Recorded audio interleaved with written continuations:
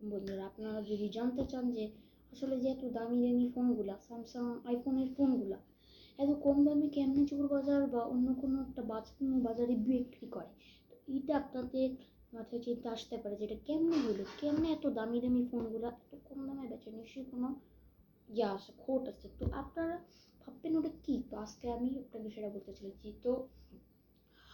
আসলে কি করে, মানে বিভিন্ন কোম্পানি আছে,